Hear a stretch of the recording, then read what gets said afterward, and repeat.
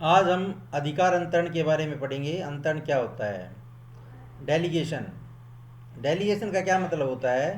एक प्रबंधक जो है, चाहे वो कितना ही सक्षम हो, लेकिन फिर भी सभी कार्यों का निष्पादन वो खुद नहीं कर सकता।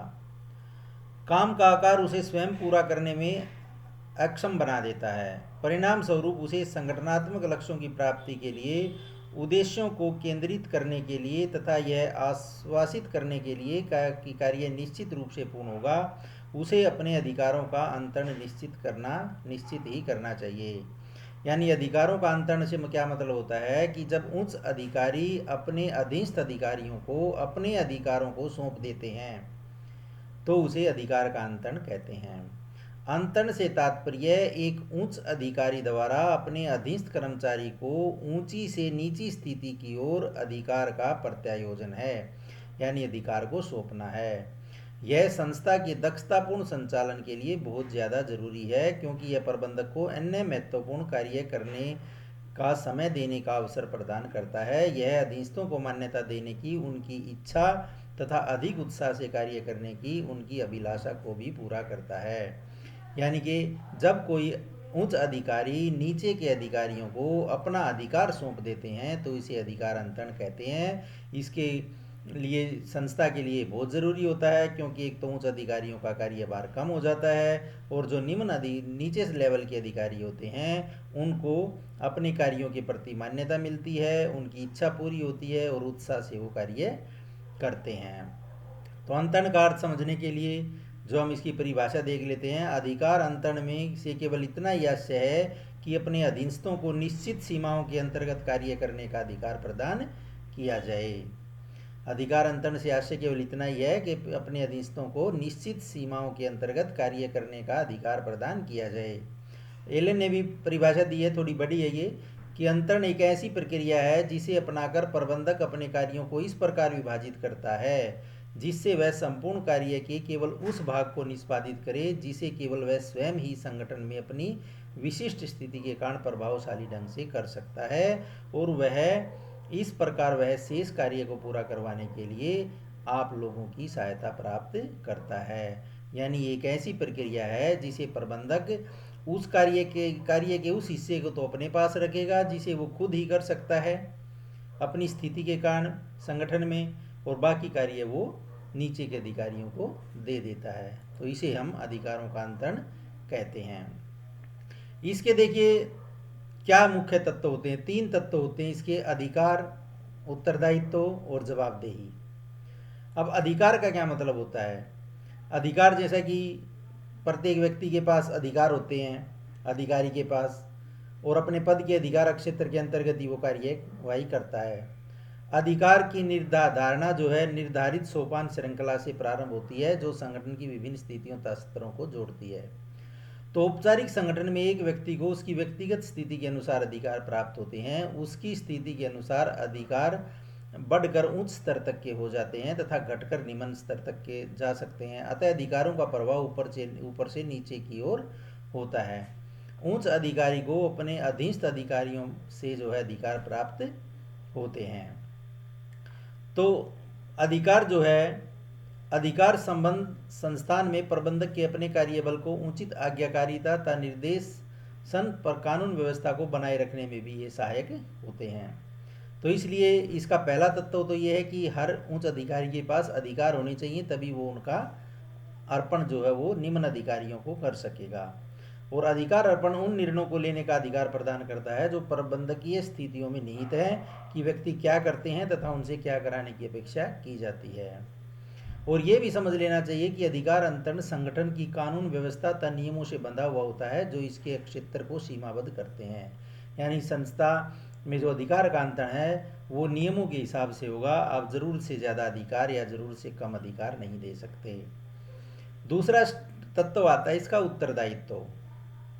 एक अधीनस्थ कर्मचारी को दिए गए कार्य का भली भांति निष्पादन कराना इस उसका उत्तरदायित्व होता है, क्योंकि जिसको आपने अधिकार दिए हैं उस कार्य को करने के लिए वो व्यक्ति स्वयं उत्तरदायी होगा और अपने उच्च अधिकारी के प्रति जवाबदेह होगा।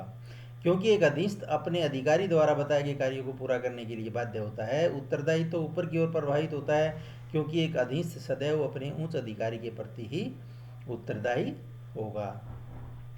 इसका तीसरा स्टेप जो है वो आता है आपका उत्तरदेयता या जवाबदेही। निसंदेह अधिकार अंतरण एक कर्मचारी को अपने उच्च अधिकारी के प्रति काम करने की सामर्थ्य देता है, लेकिन फिर भी जवाबदेही अभी भी उच्च अधिकारी की ही बनी रहती है। यानी अगर उच्च अधिकारी अपने अधीनस्थ कर्मचारी को अपने अधिकार का अर्पण कर देता है तो अपने उच्च अधिकारियों के प्रति वो खुद ही जिम्मेदार होगा। वो अधीनस्थ को जिम्मेदार नहीं ठहरा सकता कि मैंने जो है ये कार्य अपने अधीनस्थ कर्मचारी से करवाया था तो उसकी जवाबदेही है। जैसे सबसे ऊपर का अधिकारी ए है, उससे नीचे का अधिकारी बी है, उससे नीचे का अधिकारी सी है, तो बी ने अगर सी को अपने अधिकार का भारार्पण कर दिया तो सी बी के प्रति उत्तरदायी होगा, लेकिन बी ए की जवाबदेही ए के प्रति अवश्य ही होगी। बी जो है वो ये नहीं कह सकता कि मैंने सी से काम कराया है तो सी की जवाबदेही ए के प्रति नहीं हो सकती। सी की का उत्तरदायित्व तो बी के प्रति होगा, लेकिन बी की जो जवाबदेही है वो ए के प्रति ही होगी। अतः यदि एक बार अधिकार अंतरित हो जाता है तथा उत्तरदायित्व तो स्वीकार कर लिया जाता है तो भी कोई जवाबदेही से इनकार नहीं कर सकता। इसका न तो जवाबदेही का न तो भारार्पण किया जा सकता है, न ही इसका प्रभाव ऊपर की ओर अंतर होता है।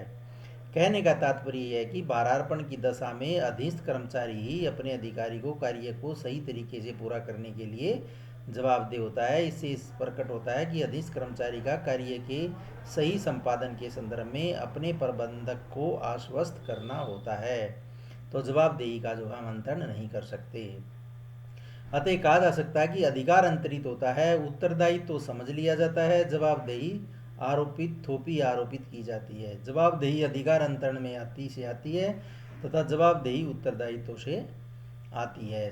जो है इन उत्तरदायित्व और जवाबदेही और अधिकार, इन तीनों में थोड़ा सा अंतर होता है। देखिए हम समझते हैं, अधिकार क्या है? आदेश का अधिकार। और उत्तरदायित्व क्या है? निर्दिष्ट कार्य को पूरा करने का आभार। और उत्तरदेयता अकाउंटेबिलिटी क्या है? निर्दिष्ट कार्य के परिणाम फल की उत्तरदेयता। अधिकार अंतरित किए जा सकते हैं, ये पूर्ण रूपेण अंतरित नहीं की जा सकती और ये अंतरित नहीं की जा सकती अकाउंटेबिलिटी। ये औपचारिक स्थिति से चलते हैं। अधिकार अंतरण से आरंभ होती है उत्तरदायित्व और उत्तरदेयता से आरंभ होती है अकाउंटेबिलिटी। प्रवाह उच्च अधिकारी से नीचे की ओर अधीनस्थ कर्मचारी की ओर होता है, प्रवाह अधिकार अधीनस्थ से ऊपर की ओर होता है और प्रवाह अधीनस्थ से ऊपर की ओर और उच्च अधिकारी की ओर जाता है। ये इन तीनों में थोड़ा सा अंतर होता है।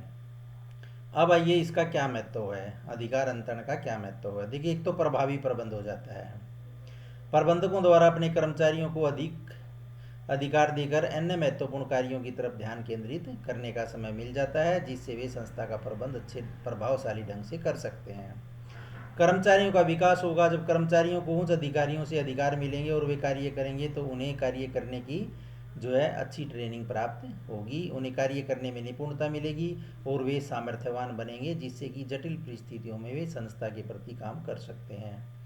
कर्मचारियों को प्रेरणा मिलेगी, यानी कि जब अधीनस्थ कर्मचारी जो है उनको विभिन्न प्रकार के अधिकार उच्च अधिकारियों द्वारा सौंपे जाएंगे तो उन्हें कार्य करने के प्रति प्रेरणा मिलती है, क्योंकि वे सोचते हैं कि उच्च अधिकारियों ने हम पर विश्वास किया है और अपने अधिकारियों के प्रति उनकी वचनबद्धता हो जाती है।